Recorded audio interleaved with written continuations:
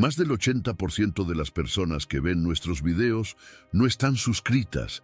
Si este contenido te hace reflexionar, suscríbete, dale like y comparte este misterio con alguien que necesite saber la verdad. ¿Y si te dijera que Jesús no solo tuvo una esposa, sino también un hijo?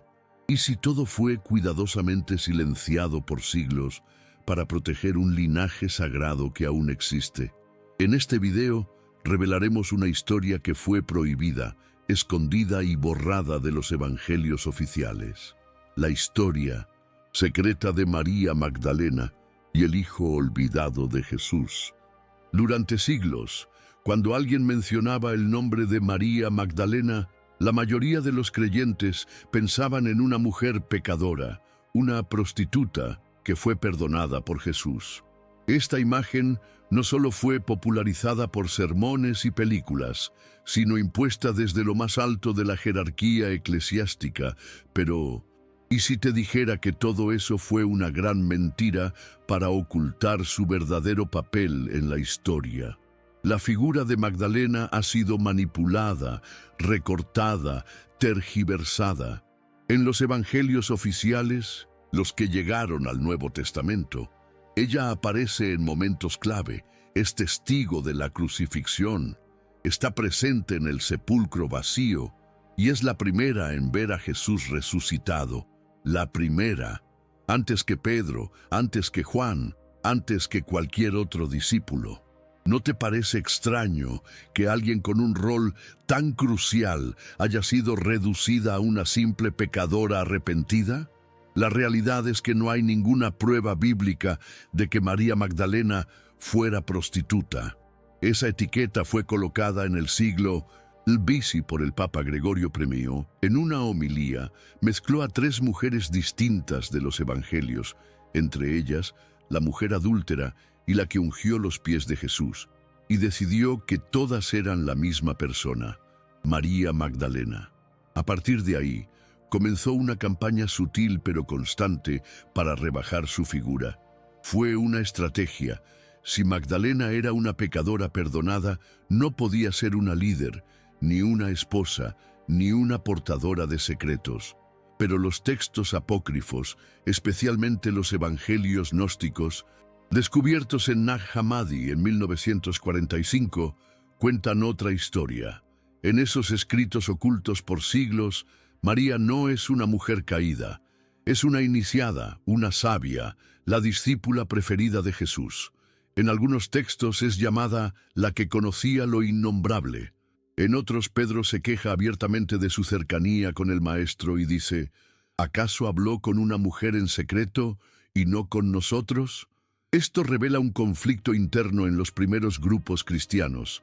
Algunos querían aceptar el rol elevado de María Magdalena, mientras otros, como Pedro y sus seguidores, se resistían a permitir que una mujer tuviera tanta autoridad espiritual.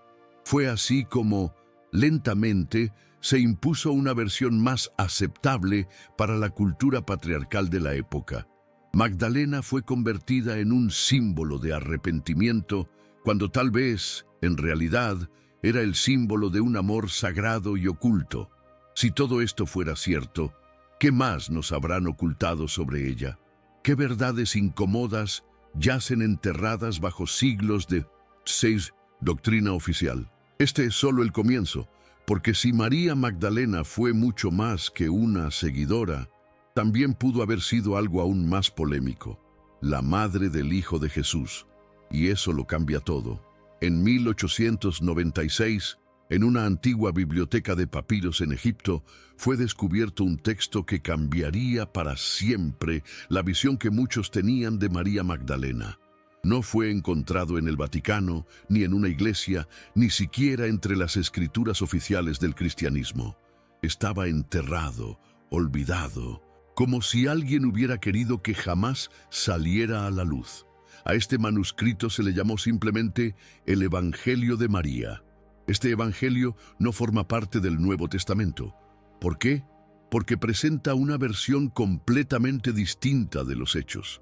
En sus páginas, María no solo es una discípula, sino una líder espiritual, una confidente de Jesús y tal vez la única que entendía el verdadero mensaje del Maestro. El texto muestra un diálogo íntimo entre Jesús y María después de su resurrección. Ella es quien le hace las preguntas profundas, ella es quien recibe las revelaciones místicas. No Pedro, no Juan, no Tomás. Pero lo más impactante no es eso. Lo más revelador es la reacción de los otros discípulos. En el texto, Pedro se enfurece, se siente incómodo. Le pregunta a los demás, ¿acaso habló el Salvador en secreto con una mujer y no con nosotros? ¿Debemos nosotros darle crédito y seguir sus enseñanzas aunque no la entendamos? A lo que Leví, otro de los discípulos, responde con una frase escalofriante. Si el Salvador la consideró digna, ¿quién eres tú para rechazarla? Este intercambio no es solo un detalle curioso, es una evidencia poderosa de que María Magdalena ocupaba un lugar central en el círculo íntimo de Jesús, al punto de generar celos y división entre los apóstoles. Muchos estudiosos creen que este texto fue excluido deliberadamente porque amenazaba la estructura patriarcal de la iglesia naciente. ¿Cómo se sostendría un liderazgo exclusivamente masculino si una mujer era la receptora del conocimiento divino? Además, el Evangelio de María no es el único documento que sugiere esa cercanía única entre ambos.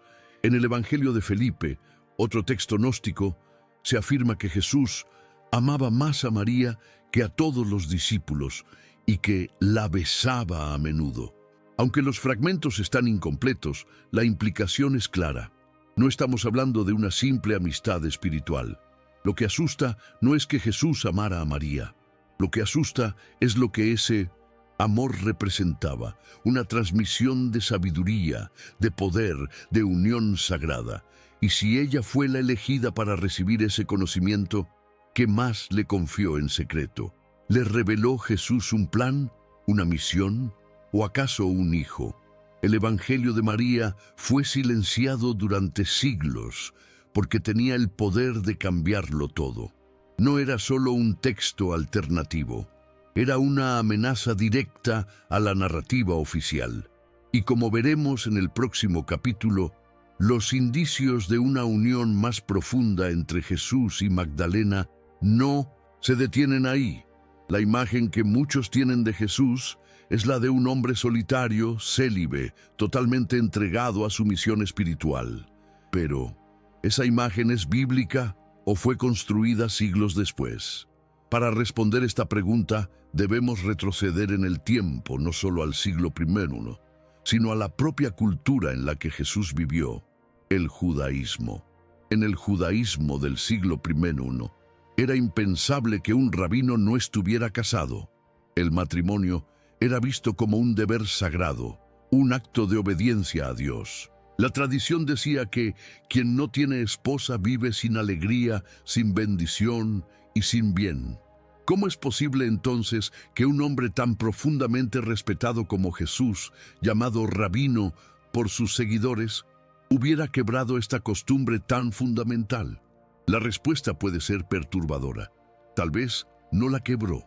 Tal vez Jesús sí se casó, y no con cualquier mujer, sino con María Magdalena. Los evangelios canónicos no mencionan una ceremonia formal, pero tampoco niegan la posibilidad. Simplemente guardan silencio, y en ese silencio muchos investigadores han encontrado grietas. En el Evangelio de Felipe, un texto gnóstico descubierto en Nag Hammadi, leemos una frase provocadora: y la compañera del Salvador es María Magdalena. Más que a todos los discípulos, la amaba y la besaba a menudo en la boca. Algunos intentaron descartar este pasaje como simbólico. Otros dicen que el texto está dañado y que boca pudo ser una palabra insertada. Pero si analizamos el término usado en el idioma original, koinonos, vemos que se refiere a compañera íntima, no solo en el sentido espiritual, sino también con implicaciones matrimoniales. Era una palabra usada para describir a esposas. Podría ser que los primeros cristianos supieran esto y lo aceptaran, antes de que fuera censurado. Las tensiones internas en la iglesia primitiva dan pistas. Pedro, según algunos textos apócrifos, cuestionaba constantemente la autoridad de María.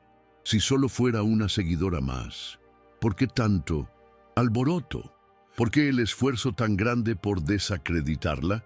Incluso en el plano místico hay otro detalle llamativo: la unción con aceite. En las Escrituras, María Magdalena unge a Jesús con perfume.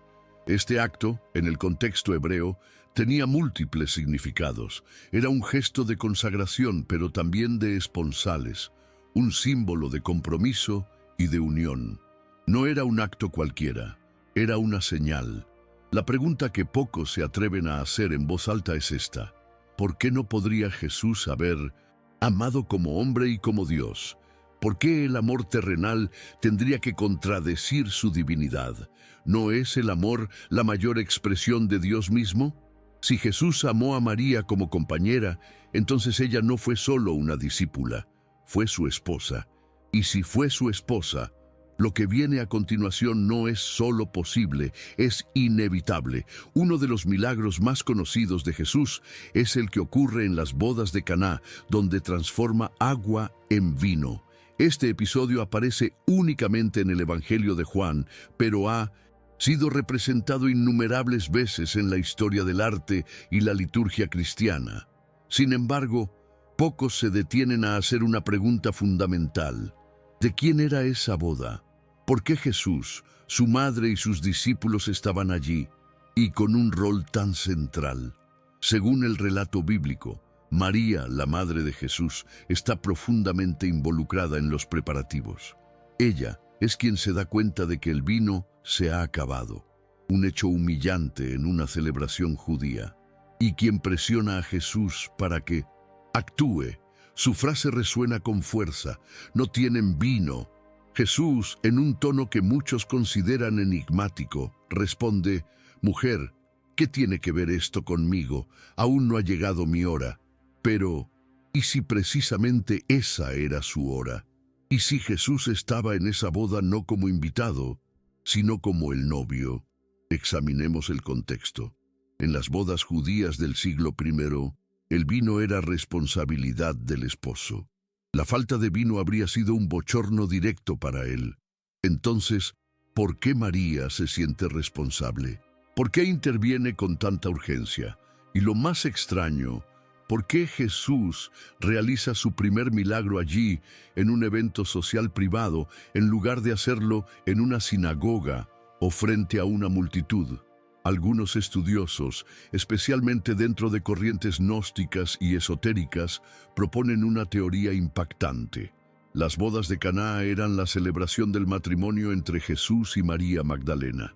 En esta hipótesis, el agua transformada en vino no es solo un acto de poder, sino un símbolo de transformación espiritual y unión sagrada.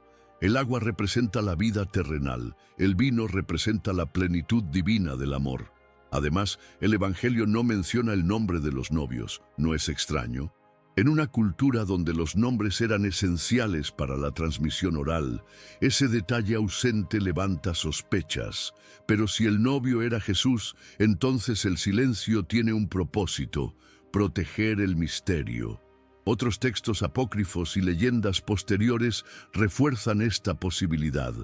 En algunos manuscritos medievales se habla de una celebración secreta en la región de Galilea, donde se selló la unión entre el maestro y la amada. Incluso ciertas tradiciones sufíes en Medio Oriente hablan de un profeta del desierto que unió su destino con una mujer de profundo conocimiento. Si las bodas de Caná fueron su propia boda, entonces todo lo que vino después, el sufrimiento, la cruz, la resurrección, no fue la historia de un solitario, sino de un hombre que dejó una esposa y quizás algo más, un legado oculto que viajó en silencio, lejos de Jerusalén, guiado por las manos de una mujer que llevaba en su vientre algo mucho más peligroso que una doctrina, una vida. Después de la crucifixión, los evangelios oficiales ofrecen una imagen fragmentada de lo que ocurrió con los discípulos. Algunos se esconden, otros huyen. María Magdalena, sin embargo, permanece firme. Ella está allí, al pie de la cruz. Ella ve el cuerpo de Jesús sin vida. Ella visita el sepulcro. Y es ella, no Pedro, y Juan, quien se encuentra con el Cristo resucitado, pero luego desaparece del relato bíblico. ¿Dónde fue María Magdalena? ¿Por qué su figura, tan central en la resurrección, es abruptamente silenciada? Las teorías más conservadoras dicen que simplemente volvió a su lugar de origen, pero las versiones más atrevidas y quizá más inquietantes sugieren algo muy diferente. Magdalena huyó porque estaba embarazada. Piénsalo. Si Jesús y María eran compañeros, como muchos evangelios gnósticos sugieren, si hubo una unión real entre ellos, una boda, un amor verdadero, entonces la posibilidad de que ella estuviera esperando un hijo no es una fantasía, es una consecuencia lógica. El Evangelio de Felipe, que ya insinúa la relación íntima entre ambos, se convierte en aún más provocador a la luz de esta posibilidad. Un hijo de Jesús no sería solo un heredero biológico, sería una amenaza directa al poder eclesiástico, un símbolo viviente de que la divinidad también habitó la carne de forma completa, humana, con todos sus misterios, incluso los del amor y la paternidad. Es por eso que algunos investigadores creen que María huyó a tierras lejanas, no por miedo a los romanos, ni por persecución de los judíos, sino para proteger al hijo del Mesías. Antiguas tradiciones orales del sur de Francia hablan de una mujer santa que llegó por mar a las costas de Provenza, acompañada de otras mujeres y en algunas versiones con un niño en brazos. Esa mujer fue identificada más tarde como María Magdalena. Allí vivió en una cueva, en contemplación, lejos del mundo, pero resguardando un secreto que no debía morir. Además, en los siglos siguientes surgen leyendas sobre una sangre real, un linaje sagrado que conecta con los merovingios, una de las primeras dinastías reales de Europa occidental y que habría nacido del vientre de esa mujer misteriosa. Los textos del Priorato de Sion, los documentos templarios y las referencias en códices antiguos refuerzan esta línea. Pero la pregunta no es solo si tuvo un hijo. La pregunta es, ¿por qué jamás se habló de eso? ¿Quién tuvo el poder de borrar esa historia de los textos oficiales? ¿Y qué habría ocurrido con el cristianismo si la figura de Jesús no fuera únicamente divina, sino también padre de una nueva humanidad? Un embarazo silencioso, un escape bajo las sombras, un niño que nunca conocería a su padre, pero que llevaría su sangre, su nombre y tal vez su destino. Si María Magdalena estaba embarazada tras la crucifixión de Jesús, no podía quedarse en Jerusalén. Los enemigos del Maestro aún estaban presentes, los seguidores eran perseguidos. La existencia de un heredero del Mesías sería una amenaza intolerable, tanto para los romanos como para las autoridades religiosas. El silencio era la única protección, el exilio, la única salida. Es entonces cuando aparece una de las tradiciones más misteriosas y persistentes del cristianismo alternativo, la llegada de María Magdalena al sur de Francia. Según relatos que datan del siglo XI y se repiten con fuerza en los siglos posteriores, una embarcación sin timón llegó a las costas de la Provenza. A bordo venían varias mujeres, entre ellas María Magdalena, María Salomé y María de Cleofás, y en algunas versiones un niño envuelto entre mantas de lino. Esta historia fue considerada por mucho tiempo solo una leyenda piadosa, pero los detalles se acumulan. En la región de Sainte-Marie de la Mer, en la Camarga francesa, se celebra desde hace siglos una peregrinación en honor a aquellas mujeres venidas de Tierra Santa. Y en la cercana cueva de la Sainte-Baume se dice que María Magdalena vivió sus últimos años como ermitaña, en contemplación, lejos del mundo y protegiendo un secreto. ¿Qué hacía allí? ¿Qué custodiaba en silencio? Algunos afirman que dio a luz en tierras galas, que su hijo fue criado bajo nombres falsos, que el linaje fue protegido por comunidades discretas y transmitido en secreto, siglo tras siglo. Esta hipótesis se conecta directamente con otra leyenda que ha fascinado a historiadores alternativos y a autores como Dan Brown, la del Santo Grial, pero no como copa, no como objeto, sino como símbolo de sangre, sang real. El Grial, en esta interpretación, no es un recipiente físico, sino el vientre que llevó al Hijo de Jesús. María Magdalena es el Grial viviente. Aquí es donde entra en escena una organización envuelta en sombras y misterio, el Priorato de Sion. Según documentos encontrados en París en la década de 70, los Dossiers Secrets. Esta sociedad secreta habría existido desde tiempos antiguos con el objetivo de proteger el linaje de Jesús. Entre sus supuestos miembros estarían figuras como Leonardo da Vinci, Isaac Newton y Víctor Hugo, todos guardianes del secreto más peligroso de la cristiandad. La sangre de Jesús, viva en la historia, escondida en las ramas de dinastías europeas, especialmente entre los merovingios, una familia real que gobernó partes de Francia y Alemania en la Edad Media. Su emblema, la flor de lis, símbolo usado también en muchas iglesias cristianas, sin que nadie sospeche lo que realmente significa. Si esta historia es cierta, no solo cambiaría nuestra visión del pasado, también nos obligaría a reconsiderar el presente. Porque si el linaje de Jesús sobrevivió, entonces aún podría haber herederos entre nosotros, no como dioses, sino como humanos portadores de una verdad olvidada, una verdad que fue perseguida, escondida, pero nunca destruida. Durante siglos, las teorías sobre María Magdalena como esposa de Jesús y portadora de su descendencia circularon en círculos ocultos, manuscritos apócrifos y tradiciones alternativas al margen de la historia oficial. Pero todo cambió en 2003, cuando un libro de ficción provocó un verdadero terremoto teológico y cultural. El Código da Vinci, de Dan Brown. Aunque el autor dejó claro que su obra era una novela, también insistió en que muchos de los hechos históricos y religiosos que menciona estaban basados en investigaciones reales. El libro mezcla datos históricos, textos apócrifos, arte renacentista y conspiraciones religiosas para plantear una pregunta que millones de personas comenzaron a hacerse.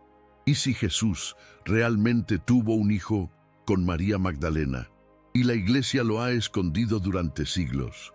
La historia, que fue llevada al cine en 2006 con Tom Hanks como protagonista, dio nueva vida a teorías antiguas.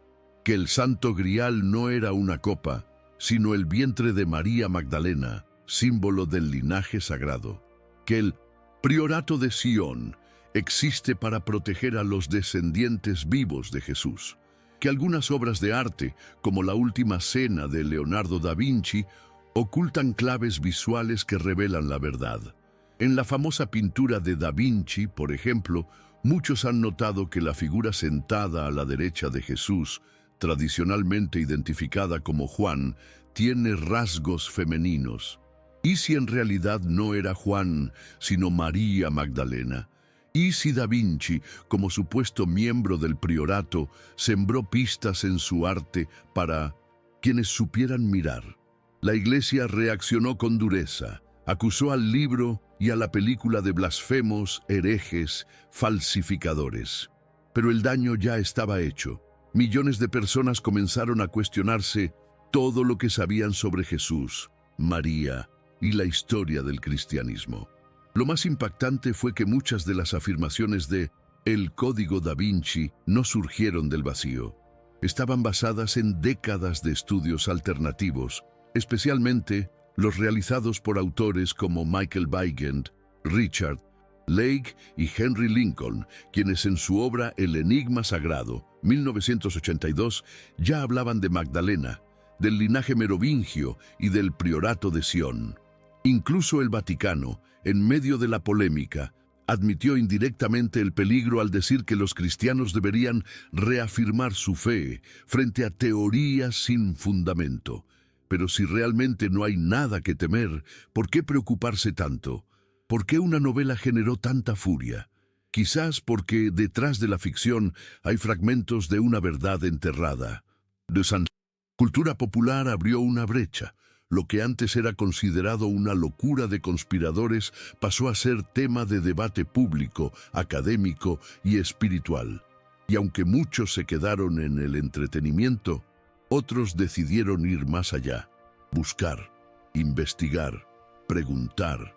Porque cuando una historia resuena tan fuerte en el corazón de millones, es porque algo de verdad debe haber. Si todo lo que hemos explorado hasta ahora tiene alguna base de verdad, la relación entre Jesús y María Magdalena, su posible unión, un hijo escondido y un linaje oculto, entonces surge una pregunta inevitable. ¿Por qué esta historia fue borrada? ¿Quién la eliminó? ¿Y con qué propósito? Para entenderlo, debemos remontarnos al siglo IV, al Concilio de Nicea, convocado por el emperador Constantino en el año 325 después de Cristo. Allí no solo se definieron aspectos teológicos fundamentales, como la naturaleza divina de Jesús, sino que también se inició un proceso sistemático de selección y eliminación de evangelios.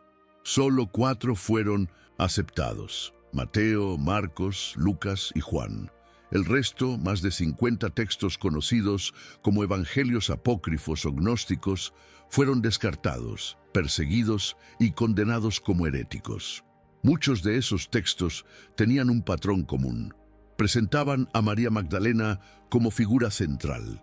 Planteaban una visión más humana de Jesús. Insinuaban que el conocimiento espiritual estaba disponible sin necesidad de jerarquías religiosas.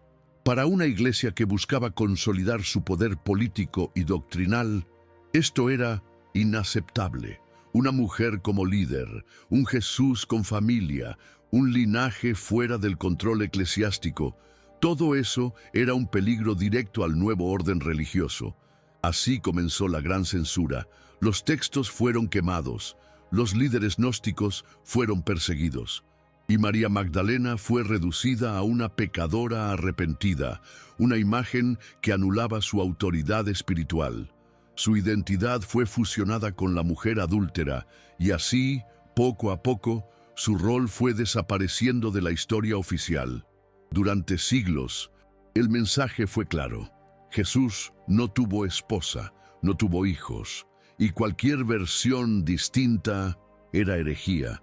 Pero lo más inquietante es que esta censura no fue accidental. Fue una estrategia minuciosa para controlar la narrativa, imponer un solo relato y construir una iglesia basada en la mediación masculina.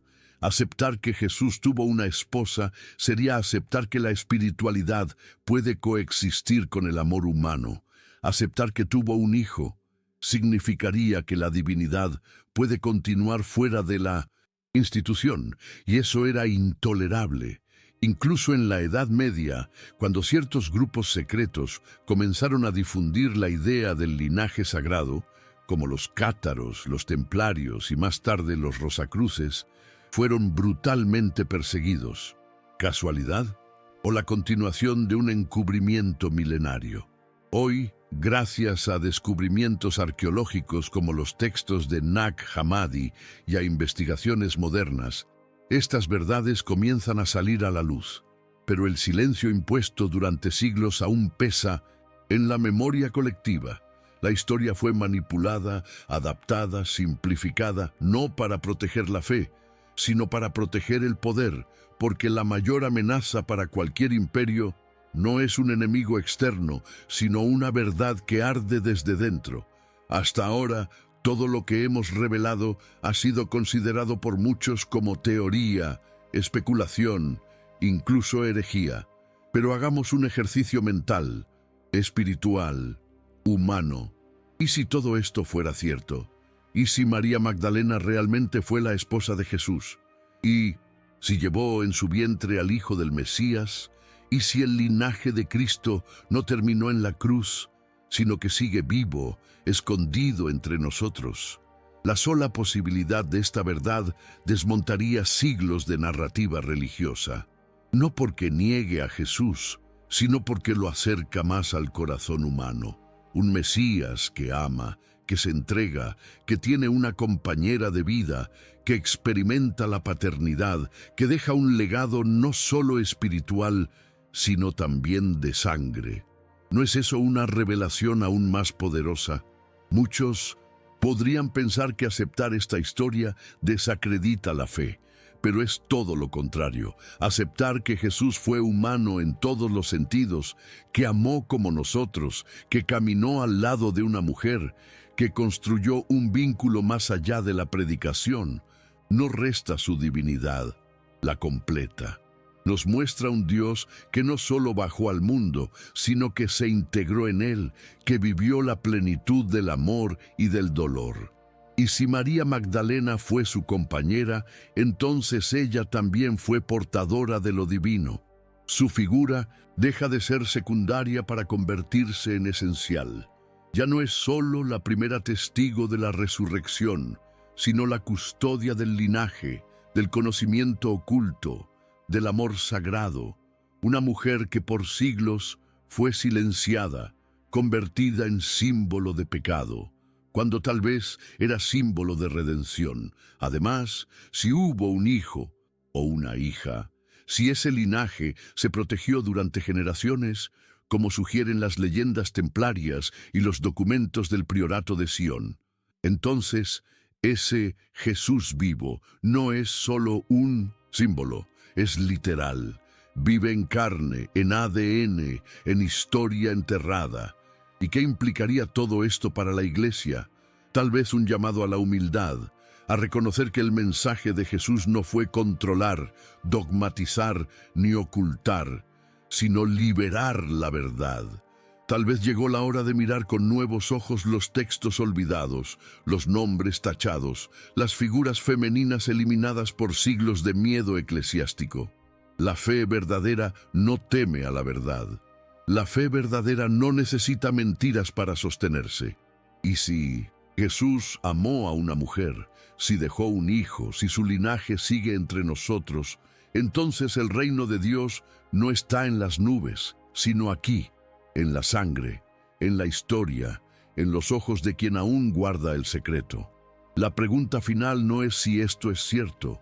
La pregunta es, ¿estás listo para aceptarlo?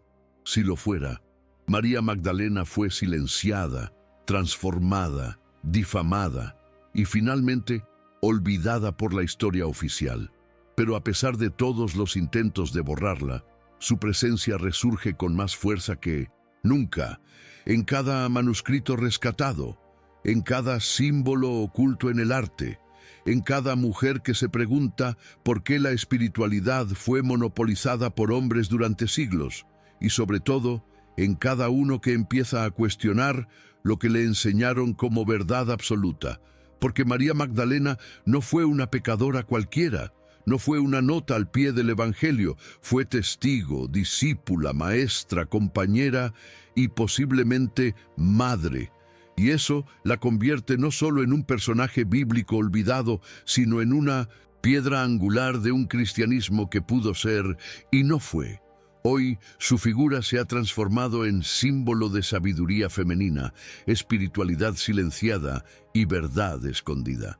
Movimientos contemporáneos, tanto dentro como fuera del cristianismo, la veneran como la apóstol de los apóstoles. En algunas corrientes místicas es vista como la portadora del grial viviente, en otras como la fundadora de una línea secreta que une lo divino con lo humano, no en dogmas, sino en sangre y compasión. Y si ese Linaje continúa. Si realmente los hijos de Jesús y María caminaron por este mundo y dejaron su rastro en la historia, entonces no estamos hablando solo de una conspiración religiosa. Estamos hablando de una revolución espiritual, una que conecta cuerpo y alma, masculino y femenino, cielo y tierra. Ese es el legado de Magdalena, el equilibrio perdido. Ella representa lo que la Iglesia ocultó, que no se necesita ser hombre para recibir revelación, que lo sagrado puede nacer del vientre humano y que el amor no es una distracción del camino espiritual, sino su núcleo más profundo. Y quizás lo más poderoso de todo esto es que su historia sigue viva. No importa cuántas veces se la haya ocultado, no importa cuántas bibliotecas hayan ardido, cuántos textos fueron censurados, ella vuelve, siempre, en los susurros de las cuevas en Francia, en los códices gnósticos que sobrevivieron al tiempo, en los sueños de quienes buscan algo más, y, tal vez, en la sangre de aquellos que sin saberlo llevan la chispa de ese linaje perdido. Así termina este viaje, pero no la historia, porque si Magdalena protegió al hijo del Mesías, si su descendencia sigue entre nosotros, entonces la historia de Jesús no terminó en la cruz, comenzó en el vientre de una mujer olvidada. Este no es un video para convencerte, es un llamado a despertar, a mirar más allá de lo que nos enseñaron y buscar la verdad por uno mismo. Suscríbete si quieres más contenidos como este, comenta tu opinión abajo y comparte este video con alguien que necesita cuestionar lo que siempre creyó. Nos vemos en el próximo misterio.